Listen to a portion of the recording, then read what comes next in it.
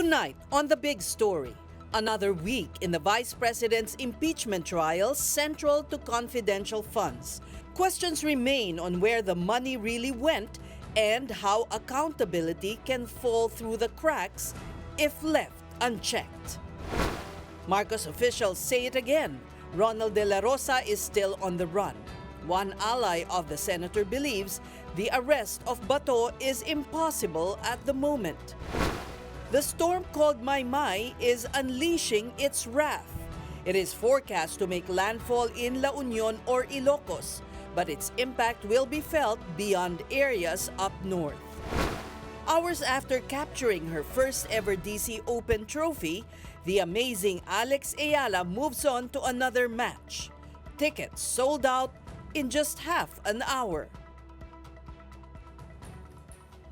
Good evening, I'm Ces Oreña-Drilon. We begin with day 13 of Vice President Sara Duterte's impeachment trial. Questions linger on how the VP spent her confidential funds and whether or not they were used for personal benefit.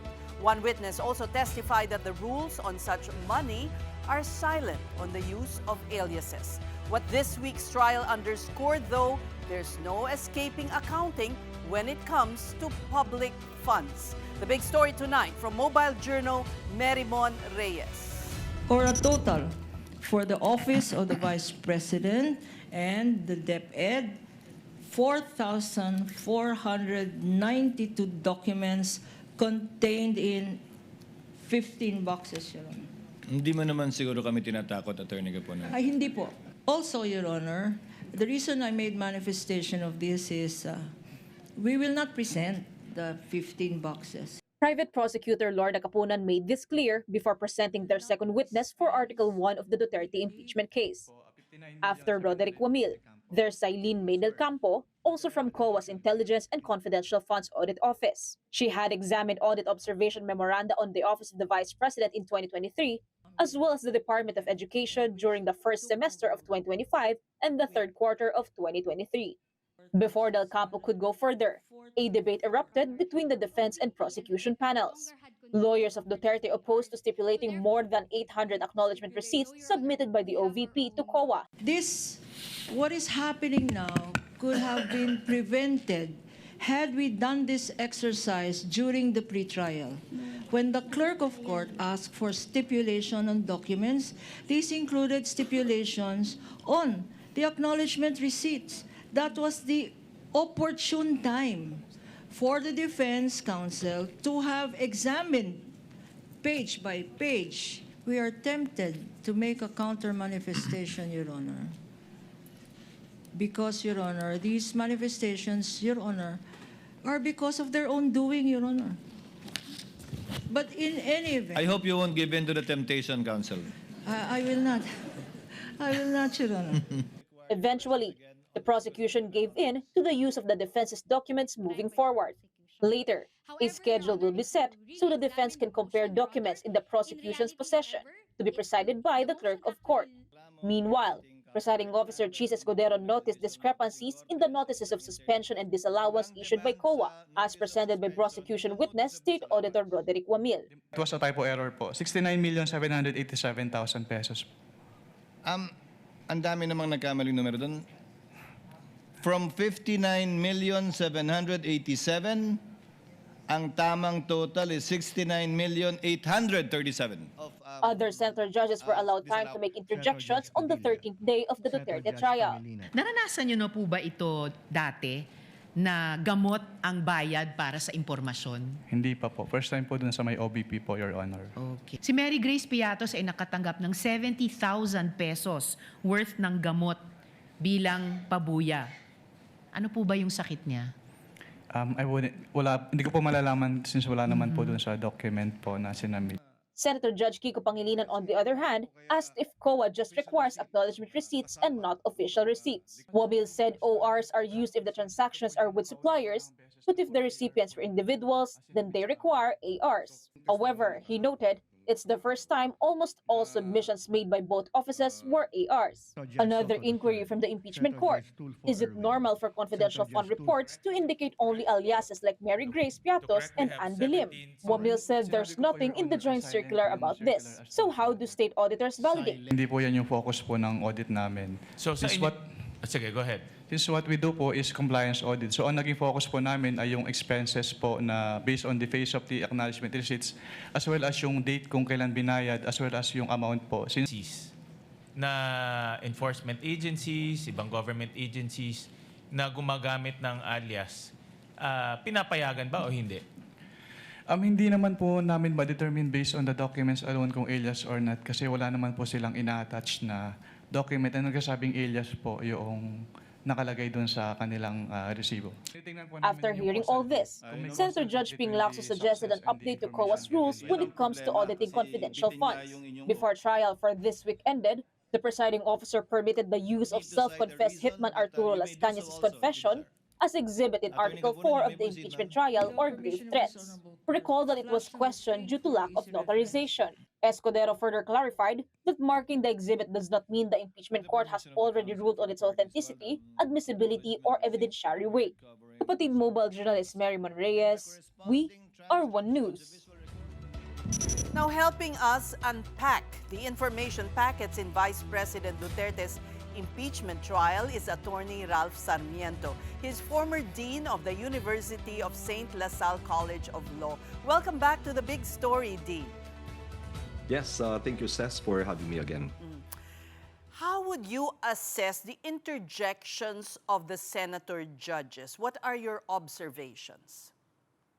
Well, actually, technically, as senator judges, this is not like an actual civil or criminal trial where there is more restraint on the part of the judge in asking questions to the witnesses. But in this particular case, this is a constitutional process, and the senator judges are actually allowed to ask probing questions to the witnesses. So aggressive questioning on the witnesses is not actually a violation of any principle or rule. What is important only is that they maintain neutrality, not only neutrality, but of course an appearance of neutrality.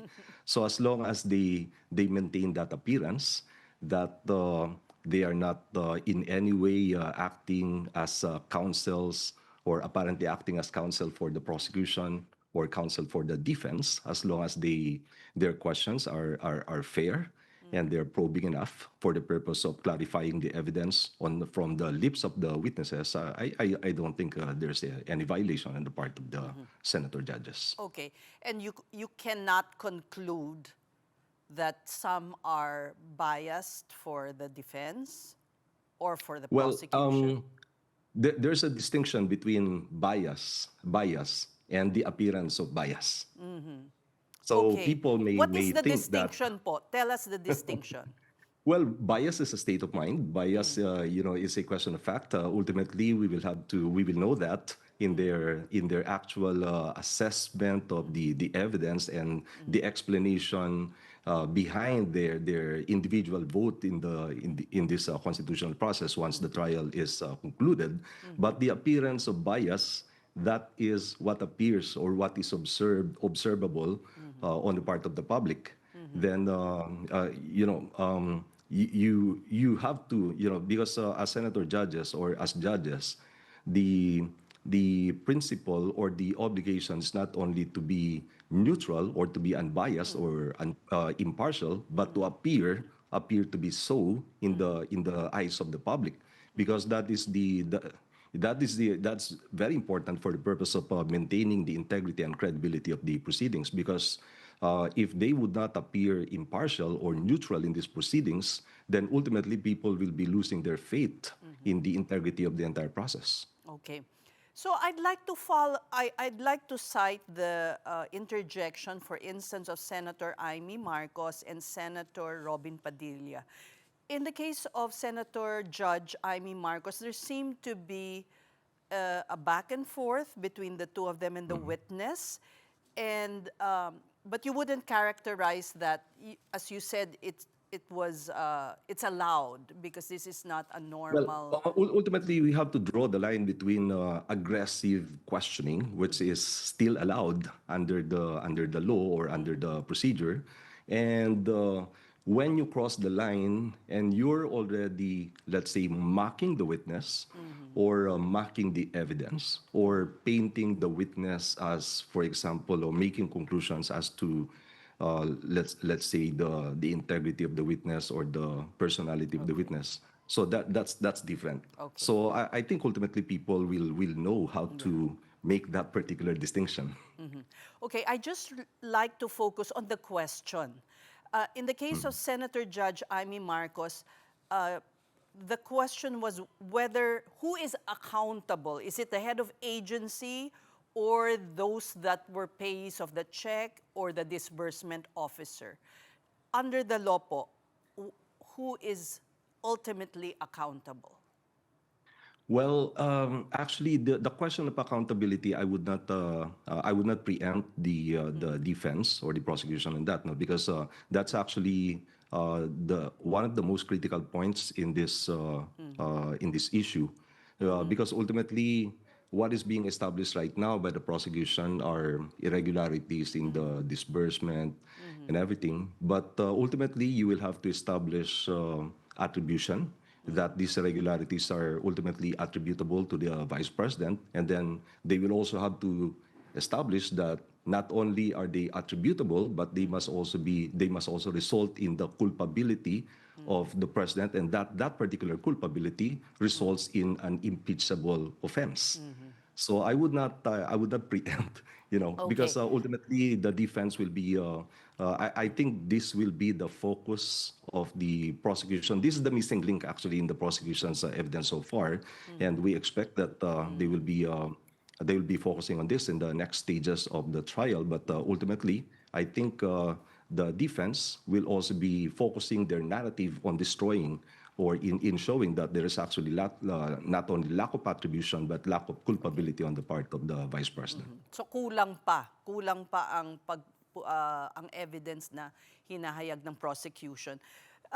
It's very complicated, ang daming detalye. Do you think it's resonating still to the public, the trial, I mean? What do you think?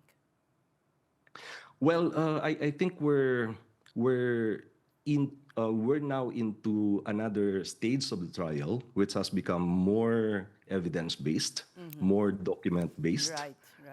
as compared to the first 2 weeks, which are more theatrical and Yes. dramatic.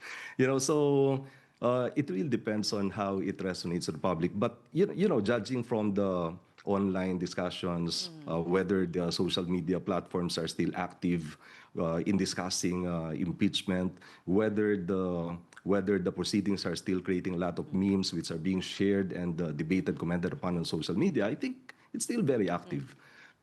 Social media is still very active. Although, of course, social media alone is not the indicator of whether the trial is still resonating to the public.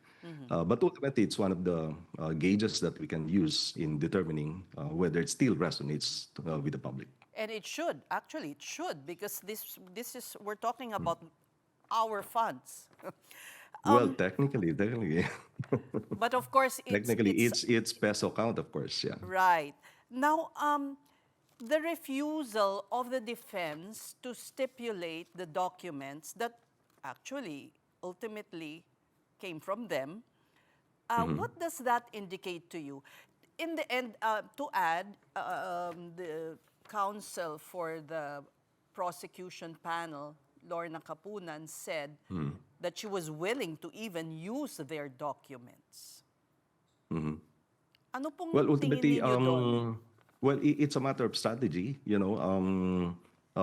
really depends on the evaluation of the defense. Sometimes, you can go into stipulations in order to expedite proceedings, or you may refuse to stipulate and then give the prosecution the burden of building or establishing the infrastructure of their own theory of the case and their own evidence.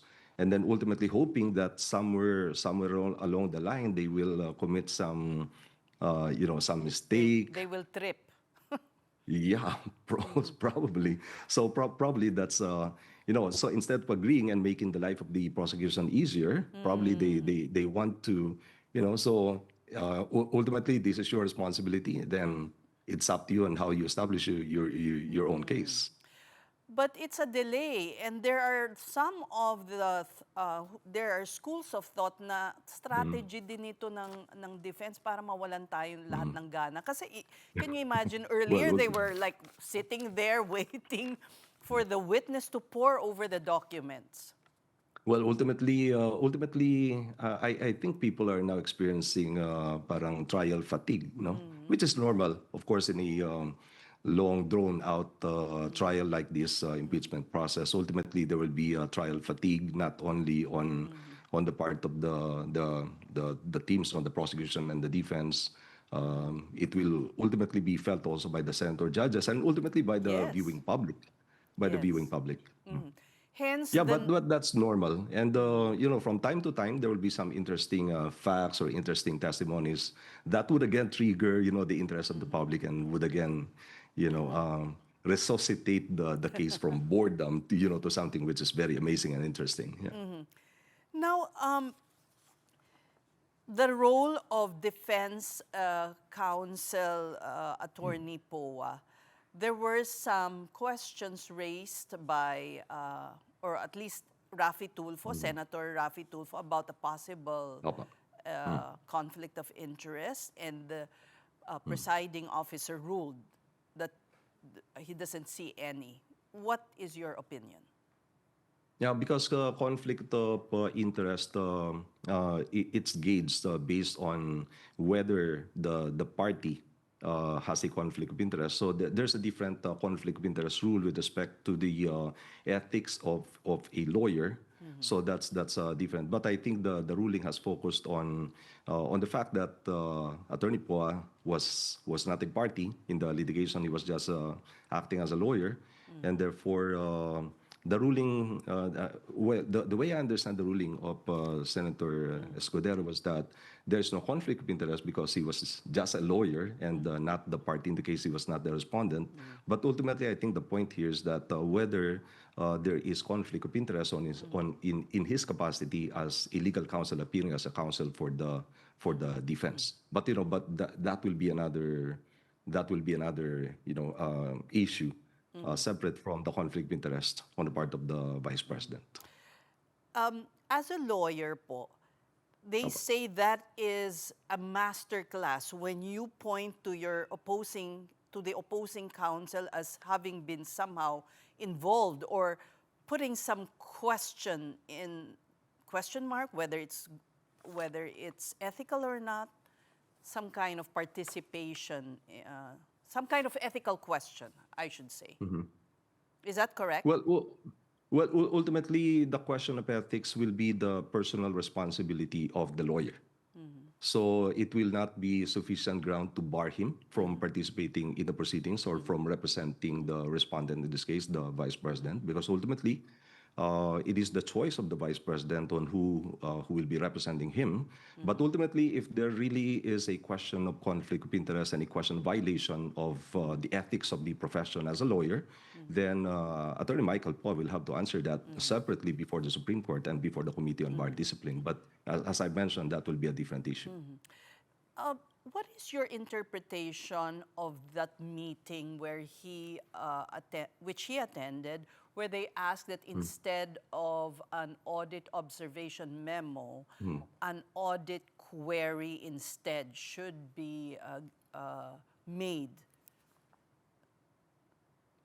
Well, ultimately, you would say that they were negotiating for the procedure, but at least our core people stood by the rules.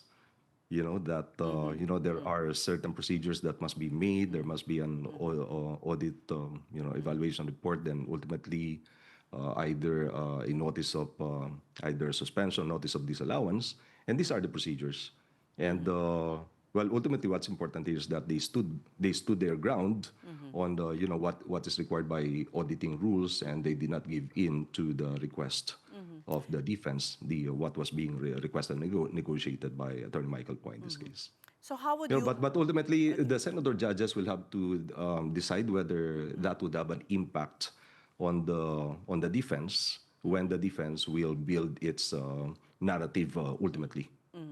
Now, I failed to ask you about the questions of Senator Robin Padilla, which seemed off topic, or was he trying to allude to something?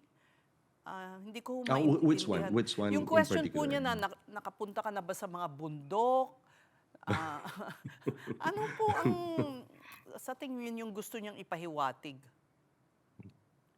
Well, I really don't know. I cannot really guess. No, so most probably I'm not sure about his point in that particular line of questioning. It's probably testing the experience of the witness, whether he has sufficient experience to make certain conclusions that Senator Robin Padilla might be expecting or might want to establish, want to infer based on the testimony. So, mahirap intindihin sa inyo. Now, si Auditor Wamil, how did you think he stood up to all these questions from the senators? He looks fairly young, even if he has had long experience already in the COA. Kamusta naman po siya? Well, I think he was very Natipag ba? calm. Yeah, he was very calm. And, as a witness naman, if you will just be telling the truth, no, and, nothing but the truth, and you will just be testifying to what you know, and based on the authentic records at hand, or where he personally participated, like where he participated in the auditing process. So I don't think there is a reason for him to be nervous or to be inconsistent. So I think he was very consistent, very. I would say that he was genuinely truthful about his narrative. It was consistent. It was subjected to cross-examination. I think there were certain points that the defense was able to extract from him. And I think they were also, a bit successful in narrowing the narrative that the prosecution was trying to build. For example, they were able to extract the admission that there's nothing wrong with, or there's nothing illegal about spending all that money, that huge amount of money, in that very short period of time. There's also no audit for example, there is really no requirement on that real identities of persons must appear in the receipts. So the use of aliases, as admitted by the witness in this case, so it's neither prohibited, nor expressly allowed in the auditing rules. So so I think the Nakapunto defense, sila po doon. yeah, Nakapunto nakapunto sila. sila. Yeah, so they were able to narrow the narrative. And both defense and prosecution, panghuli na pong tanong, ano po ang observation ninyo naman? Well, I think okay naman, no? So the prosecution has been very methodical in building their narrative, the structure of their evidence. And then ultimately, yun na lang yung hinihintay ko on the missing gap or the nexus, the link between the documents and ultimately the attribution and the culpability. So that, and then whether these irregularities in the audit reports and everything, whether they would be found or viewed by 2/3 of the senators as an impeachable offense. So that's what we need to find out. So ultimately, because that's the decisive factor. Right. Well, As on a- the part of the defense, of course, they will be presenting their evidence in chief by their time. But at least right now, I think they're also doing their part in like building some doubts. Some doubts, In the yes. narrative, in the narrative that is being built by the prosecution. Finally, I'd like to share, like, for instance, yung doubts about the force of government. Pagkalaban ka ng gobyerno, talagang nakikita na lahat ng paraan, like the observation memo came after a budget hearing in the House. So that to me is a doubt, right? Or am I wrong? Well, in a way, may parang may political motivation Maneuvering, yun, no? tama. So they can cast doubt on that. Ultimately, that will be part of their yung the doubts that they need to build, no, in order to destroy the evidence of the prosecution in this part. So on the part of the prosecution, they just need to build a prima facie case. Then ultimately, the defense has to sow doubts into that narrative. Pero yun ang realidad no? Ano po, na pagkalaban ka talagang the force of government will be on you. Well, we thank you for sharing your insights once again, Attorney Ralph Sarmiento, former Dean of the University of St. LaSalle College of Law. In other news, officials of the Marcos administration once again dismissed reports on the arrest of Senator Ronald Bato de la Rosa. Bato was last seen at the Senate in May following a leadership coup, a chase at the upper chamber stairwell, a shooting incident, and a so-called escape in the wee hours of the morning. Social media was abuzz yesterday about De La Rosa's capture after his very own allies posted cryptic messages. In a now-deleted post, Attorney Jimmy Bondoc said bad news was coming, while former presidential spokesman Harry Roque lamented that someone had betrayed Bato. And there was this mysterious aircraft at the Mactan Cebu International Airport. De La Rosa is the subject of an ICC warrant for crimes against humanity over his role in the Duterte drug war. Interior Secretary John Vic Remulla says the senator was last seen in Mindanao.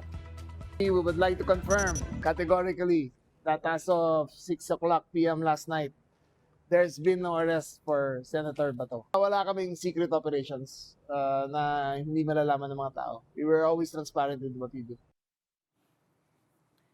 The National Bureau of Investigation has also denied making any arrest. NBI Director Melvin Matibag thinks those who circulated the rumor might be up to something. We have to look into it, bakit sinasabing nahuli, pero wala talaga, no? Baka kailangan ng content. Palace Press Officer Claire Castro lashes out at Bondoc and Roque for making claims without substance and context. She warns the public not to easily believe rumors.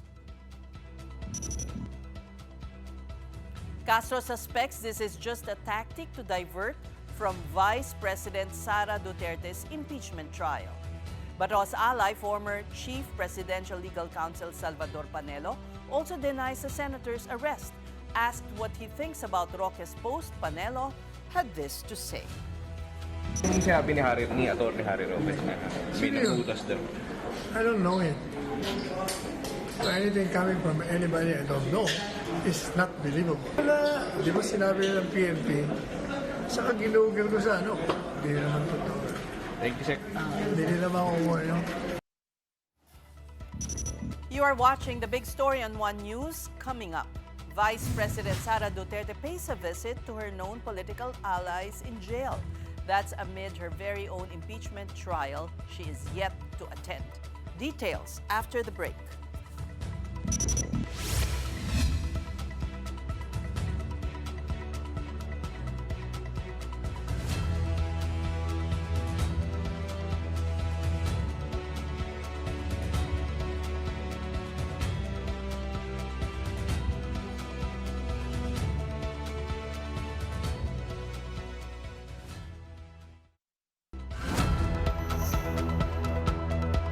Let's use the defense documents, Your Honor. Then they will not say, we do not trust these documents because it is their own defense documents. Maybe that will solve the problem of this court. We will use your documents, counsel. Will you still question using your own documents? Will you still question the authenticity of your own documents? Of course not, Your Honor. Okay. Of Then course not, maybe counsel. that is a possible solution, Your Honor. Let us use the defense documents instead of the prosecution documents. Para wag na tayong mag-compare. Thursday, Friday, manonood pa ako ng Odyssey. Counsel to prosecutors, Attorney Lorna Kapunan there, dropping another punchline at the impeachment court. The seasoned lawyer's statements have been a source of light moments in an otherwise heavy trial. For observers, though, Kapunan's remarks are not merely for comic relief, but an actual effort to get through the public, who seem to be losing interest in the proceedings. There was tension earlier between Senator Judge Amy Marcos and prosecution witness and State Auditor Roderick Wamil. First, Marcos asked Wamil on who's accountable for the confidential funds of the Office of the Vice President and the Department of Education. The senator insisted it's not Sara Duterte. That is not entirely correct po, Your Honor. Because under the joint circular, it shall be the responsibility of the head of the agency first to approve yung cash advance. Pangalawa, to oversee yung agency-wide utilization. Pangatlo, to ensure compliance with the joint circular. And also po, inattest din po ni OBP. Hindi ba yung designated, yung SDO, si Fajarda lang at si Acosta, hindi si VP, hindi siya yung payee eh. Ang liwa-liwanag. Pero ang sinabi niyo po kanina, yung accountable officer. Kaya nga, so yung accountable officer, yung SDO. Hindi lang po si SDO po yung accountable officer, Your Honor. Ang sabi doon, head of agency or person designated. Oo, ang liwanag sa definition ng joint circular. The COA joint circular in question states that in cases of funds misuse, the custodian of the said money, such as the special disbursing officer, is held into account. Senator Amy wanted a particular reply from the witness, which she did not get. Oo, ang liwanag sa definition ng joint circular. Mag-yes or no ka lang, kanina ka pa inaaway mo ko lagi. Sorry po, Your Honor. But hindi po ako pwedeng mag-answer categorically since yun nga po yung provision. No? Hindi po kasi doon na nalilimit lang yung term na accountable officer kasi may other provisions na applicable pa rin po with respect to the term accountable officer. Asan? Kanina. Interpretation na ninyo yun, pinapalawak ninyo na andun eh. Head of office, head of agency, or designated. Attorney Wamil, kindly avoid arguing with Senator apologies Judge for Your Honor. Marcos. The presidential sister then proceeded to ask Wamil what he thinks is wrong with the OVP and DepEd issuing acknowledgement receipts for their confidential expenses. Sa mga AR ng OVP, meron bang sinabi na gawa-gawa lang, hindi tunay, peke? Dahil hindi po yan yung focus ng audit namin, wala po kaming basis para magkaroon ng findings po. So ang sagot, no. Walang sinasabi na fictitious yung AR. At doon sa AOM, pati sa suspension, gano'n na rin sa ND, sinabi ba ng COA na yung AR and documentary evidence of payments, yung DEP, peke, falsipikado, huwad? Since hindi po yan yung focus ng audit po namin, wala po kaming findings about that, Your Honor. And since we're talking about COA matters, let's have a real expert weigh in. We have with us Attorney Grace Pulido Tan, the first female chairperson of the Commission on Audit. She's also known for the audit of the PDAF scam or the pork barrel. A pleasure having you with us, Attorney Tan. Thank you, Sas. It's a pleasure always. Magandang gabi po. Magandang gabi and an honor, of course. Now, let's go back to your time. You left in 2015, but it must... can you recall for us how that joint circular was drafted and what were the motivations towards tightening, I suppose, the oversight over the spending of government funds? Thank you, Sas. Yeah, the ICFAO, or the unit that audits confidential and intelligence funds, is actually a unit that is directly under the office of the chairperson, which at the time was me, no? So I got a real personal, up close and personal kind of familiarity with this particular work of the COA. Kasi nga, ako yung talagang direct head niyan. And along the way, we discovered many gaps. Kasi for one thing, yung rules and regulations applicable were scattered all over. Wala siyang isang manual or, parang as and when there would be circulars that would be issued. Pangalawa, yung mga requirements hindi rin consistent, no? And, mahirap sundan. Parang it would depend on who is auditing it. There was, in other words, no coherent guideline. And so at the time, napag-usapan namin ni Sec Butch Abad, Secmar Rojas, who was then who was the head of the ILG, Vought Gasmin, I think, for DND, and GCG, kasi at that time, yung mga government corporations kasi, meron ding mga confidential funds yan, no? That is provided in their own corporate operating budget. So we decided that we would review the whole thing and learn from each other kasi iba-iba ang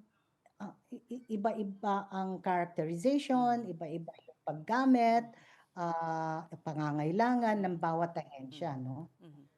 So we wanted to come up with something that was applicable across the board, across agencies, kumbaga, and where the barest minimum of documentary requirements at least would be there, no?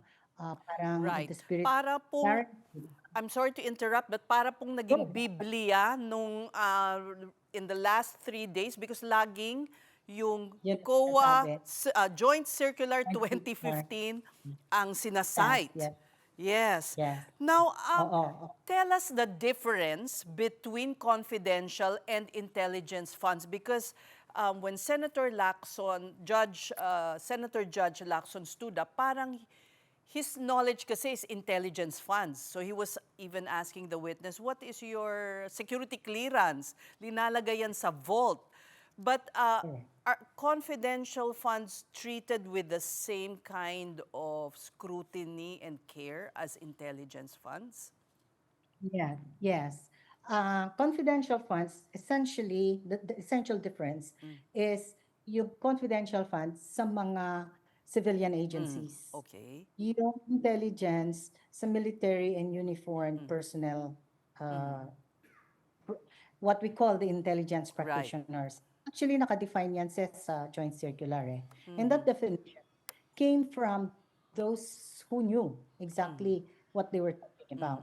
Now, let me just take this opportunity na I think in the last 2 days, parang nabugbog din yung notion na porke confidential funds, confidential din yung pagliliquidate o yung mga dokumento sa liquidation. No, that's not what it means.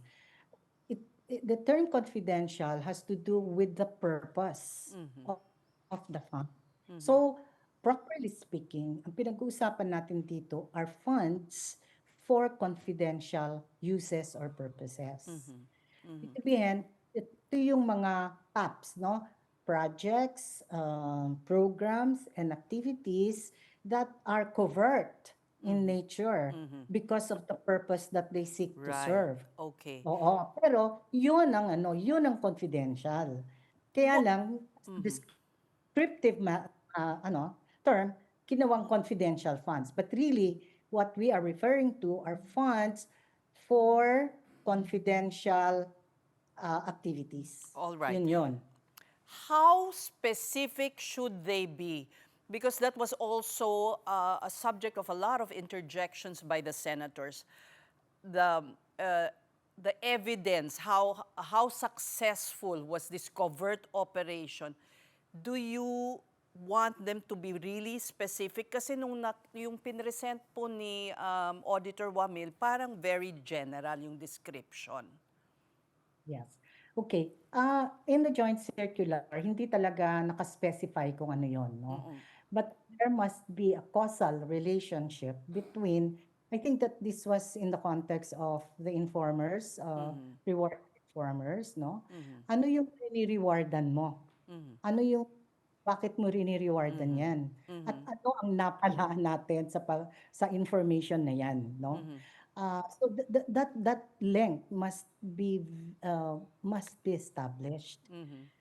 So kung hindi naman mahirap naman yung sasabihin mo, ginamit namin yan for informers reward.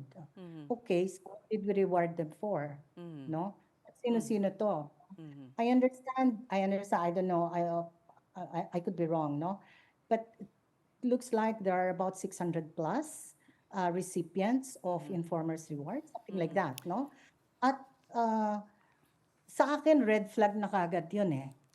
Kasi Bakit po? kung confidential information ang binibili mo, no? Ibig sabihin, konti lang nakakaalam niyan. You have to pay or reward 600 people to be able to get information. Public knowledge na siguro yun sa dami na Kumalat nakakaalam. na. Kumbaga. Kalat yun. I mean, it's an information that you can probably gather from the streets. Not necessarily something, diba? So, yun. Isa. Pangalawa, kung informers reward, bakit paid in kind? Groceries, medicines, yun ang mga narinig ko kanina. Bakit Red flag ganun? po rin yun? Red flag yun. Medicines worth 70,000, yun ang reward no whoever got it. Why? Diba? Kung ikaw ba mabibigyan ng reward, tatanggapin mo medicines worth 70, are you going to sell them in the black market or something? I mean, I'm just, says I don't know, okay? Yeah. I'm just Well, you have the experience. Ano pa bong red flag meron? Yung bago parang ng mind eh. Senator Pangilinan cited, walang butal. Hindi ba kung bibili ka ng gamot o grocery, hindi naman eksaktong 0-0. Red flag Pero din po ba yon, yung very exact yung amounts? Sa akin, not necessarily. Kasi, pag may mga ganyan, rina-round up na yan. I mean, okay lang yun. That's something trivial, okay? Pwedeng mag-round. Okay. Pero ang red flag sa akin doon is, kung namigay ka ng gamot at saka mga groceries by way of a reward, no? Ibig sabihin, binili mo yon, pre-procure mo yon. So, dapat merong receipt nun, no? Dapat may resibo ka nun. Pero parang wala. Well, according to Auditor Wamel, wala silang mga sinubmit na mga resibo na, pero merong gamot at merong mga groceries. At ang meron lang daw yung acknowledgement receipt nung gap. Okay. So, akin mga red flags yon. And let me go a little farther. Pag sa audit, nakikita mo na yung mga gano'n na, teka, something does not compute here, no? As an auditor, you have all the right and in fact the duty to go deeper and investigate. Ano nangyayari dito? What's happening here? And you can ask for more documents maski hindi nakalagay sa joint circular. You can make inspections. You can call people, etc. There's so many ways of doing it. And people in ICFAO, the auditors in ICFAO, are not prevented from doing that, no? I don't know, during my time, I never told them to just limit themselves to the documents. But Because yun yung sinasabi ni that seemed to be a flaw po eh. Parang they just limited it to documents. Hindi ba may inspection man lang to verify? Oo. Kasi there was enough to go by, no? Not, yun na nga, something doesn't compute, no? I mean, if we talk about regular, ordinary, daily experiences, parang it was really so out of the ordinary. Ito yung sinabi actually ni Senator Judge Villanueva kanina about skepticism. You know, we learn it from very basic, estudyante pa lang kami ng accounting. Pinag-aaralan na yan that one of the mindsets that an accountant should develop is skepticism. Yung what is said in a negative way, no? But don't take anything at face value. Okay. If there is something that sa pagdududa, imbestigahan mo, no? Parang kumbaga sa Tagalog, kailangan maging diskumpiyado ka ng konti. Now, Ganon. Attorney, I'd like to ask you, did the COA give the OVP and the Education Secretary enough leeway to clear the issues that the COA raised? I think so. I mean, based on the testimony, no? I'm just, of course, basing it on the testimony. They were given an AOM, eh. So, nakalagay lahat doon kung ano yung mga nakita ng mga audit deficiencies and how they wanted them to explain what other documents they wanted the agency to ano. Okay. And then after that, hindi nila comply, nag-issue ng notice of suspension. That's another period. Eh hanggang mating sa punto na wala na talaga silang natanggap, kaya nag-notice of disappearance, I think. But what about that meeting where it was requested that just send us an audit query instead? Is there such a term really, audit query, instead of a memorandum? An audit memorandum. An AOM. Audit observation memo, yeah. Opo. Yeah, there is such a thing as audit query, no? Pero sa pagkakaalam ko, ang pagkakaintindi ko ng audit query, it's the agency that asks a query from the COA. Usually, it has to do with some transactions, proposed transactions, that they are seeking guidance. How are we going to handle this? Paano i-account ito, etc., etc. That's usually the nature of audit query. Pero ito, parang yung ahensya, ang COA ang magbibigay ng audit query sa ahensya, parang hindi ko yun magets. Kasi kung meron mang gustong tanungin ng COA sa ahensya, nakalagay na yun sa AOM. Kaya nga pinapa-explain sila, eto mga tanong namin, eto mga namin, paki-explain, bakit ganito, bakit ganito. So, that's where the questions of the COA would be reflected. Now, the notice of disallowance, according to Auditor Wamil, is already prima facie that shows that the head of the agency can be is already culpable. Tama po ba yun? Person liable to return the money. Okay? Kasi at that point na after all the time given, no, the opportunities given for the agency to explain at hindi niya na-explain, kaya nga nag-issue na ng notice of disallowance, no? Hindi niya talaga na-liquidate. Hindi niya na-satisfy yung kailangang hinahanap na justification. So, presumed na hindi niya na for personal use na. Yun na yung presumption. There Yun is na yung a presumption. Yeah. Kasi hindi niya na explain. Is that a betrayal of public trust? I am not a senator, Judge. But what do you, given your experience po? I am so happy that I don't have to make that decision. Let's leave it at that. Okay?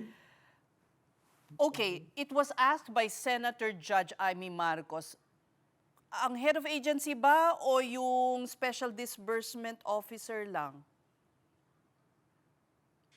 Sino po ba ang mananagot dyan?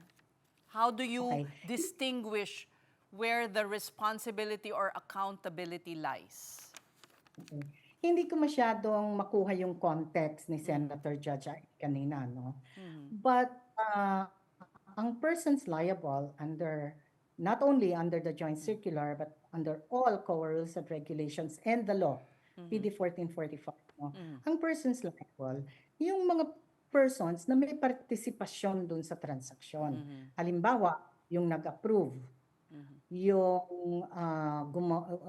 gumawa ng check, kaya yung treasurer usually yung nag-issue, yung tumanggap, no? So lahat sila. And I think that testimony was to the effect that the VP was the one who approved. Because as a matter of fact, uh, siya dapat ang nag-a-approve pag confidential funds, how it is to be utilized, no? Siya nag-a-approve talaga noon. So may participation siya. And that in itself already makes her one of the so-called persons liable. Also, in PD 1445, no, the head of agency, whether or not physical participation, by virtue of the fact na head of agency ka, nakalagay doon sa batas na primarily responsible ka, no? Was that... Kasi may command responsibility. Opo. When you were drafting that joint circular in 2015 and probably earlier, was this also a primary consideration? Kasi sabi nyo, it was all over the place, walang coherent guidelines na ultimately responsible dapat yung head of agency? You know, in terms of the persons responsible, that has never been in question. Because we cannot detract from the law. The law is always there. Maski anong klaseng circular regulation ang gagawin ng COA, if it is not aligned with the law that says the head of agency is primarily responsible, invalid yung regulations o circulars na yan. So it was never an issue. Who the persons liable, wala kaming pinalitan dyan, sinunod lang ang batas. We thank you once again for granting the Big Story this very rare interview. We wish you the best. Former COA Chair Grace Pulido-Tan. Meantime, Vice President Sara Duterte was a visitor yesterday at the new Quezon City Jail in Payatas. In a statement, the BJMP confirmed Duterte dropping by the jail's male dormitory at 12 p.m. of August 4 and leaving about 3 hours later. Duterte met with Senators Rodante Marcoleta and Jinggoy Estrada and former Congressman Mike Defensor. All three are facing plunder charges but for different reasons. Marcoleta and Defensor in connection with 75 million pesos in undeclared campaign donations, and Estrada over the flood control scandal. In a Facebook post uploaded on his behalf, Defensor thanked the VP for the visit. He vowed to continue the fight against corruption and wished Duterte strength throughout her impeachment trial. This is still the big story on One News. A storm and the bad weather elsewhere cancel classes tomorrow. We have the full list of areas that have declared suspensions. Stay tuned.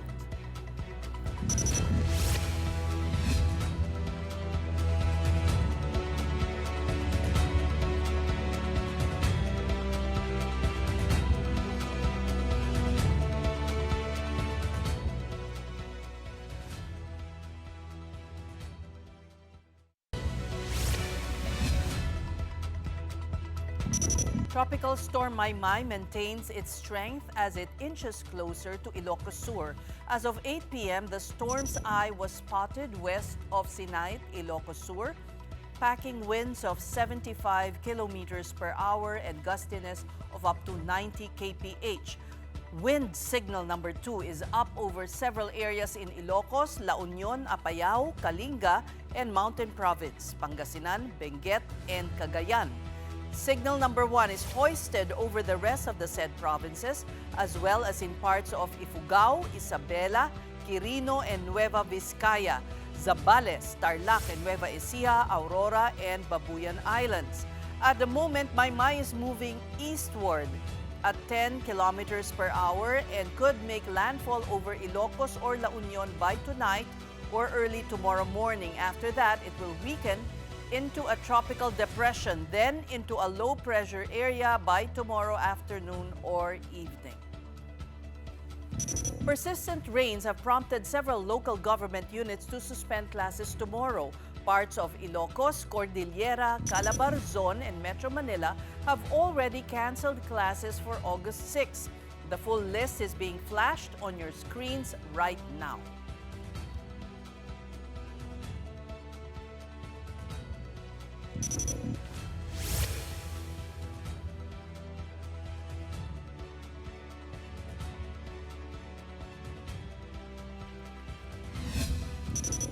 On a lighter note, Team Philippines has officially started preparations for the 2028 Los Angeles Olympics. Our big picture tonight, the Philippine Olympic Committee's first organizing meeting, led by POC President Bambol Tolentino and Chief of Mission Ricky Vargas. They were joined by Special Assistant to the Chief of Mission, Al Francis Chua. Deputy Chefs of Mission, Attorney Wharton Chan, Abet Dungo, and Shena Olaso. Also in attendance were PBA Commissioner Willie Marshall, SBP Executive Director Erica D, MediaQuest Executive Risa Gilas, and PSC Executive Director Attorney Guillermo Iroy. The officials discussed long-term preparation plans as Team Philippines aims to match or even surpass its historic performance at the Paris Olympics.